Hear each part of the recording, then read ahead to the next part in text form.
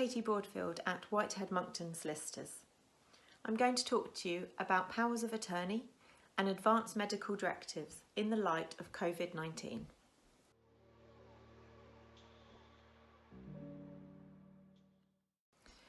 In these extraordinary times, it is more important than ever to review what arrangements you have in place to allow someone else to manage your affairs should the need arise.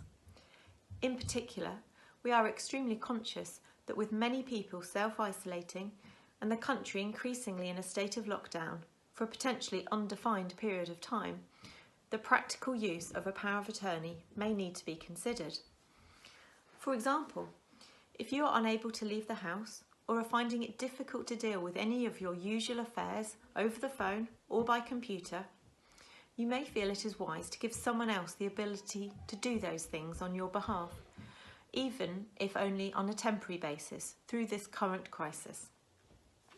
If you already have an old form of enduring or lasting powers of attorney, you may want to check that these documents still appoint the right people.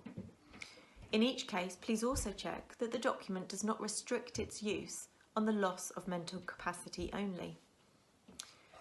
If you do not have either an LPA or an EPA, then we strongly advise that you consider putting LPAs in place now. However, the process can be somewhat lengthy and there is a mandatory registration process which typically takes 6 to 8 weeks before the document is usable. We are conscious that it is possible you will want a document in place in a much shorter time frame, and for that purpose we would suggest you consider a general power of attorney. These are simpler documents which come into effect as soon as they've been signed and enable you to choose one or more people as your attorneys to deal with your affairs. They may be drafted to allow your attorneys to deal with all of your affairs or can be restricted to certain functions only. It is still advisable to prepare an LPA in the longer term, since a general power of attorney ceases to be usable once the donor has lost capacity. That's a key difference between an LPA and a general power. However, a general power of attorney may prove to be an extremely useful document in the short term for practical matters, or simply for peace of mind, and they are revocable once no longer required.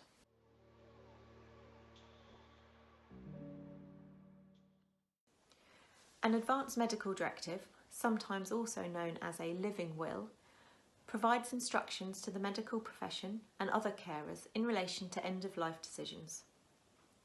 In particular, they are used to specify situations where a person may or may not want to be resuscitated or have their life prolonged. These decisions can be dealt with in a health and welfare LPA, which also covers a wider range of decision making. However, for the reasons discussed above, and with the prospect of many people ending up in hospital without close family members in attendance, an advanced medical directive may be put in place almost immediately without having to wait for an LPA to be registered. We are able to discuss and take instructions for both general powers of attorney and advanced medical directives by telephone or video consultation with lawyers from any of our 4 offices. We remain open for business as usual. When considering any of the matters raised in this video, we also recommend that you review whether your will is up to date, and we look forward to hearing from you and helping you through the current crisis.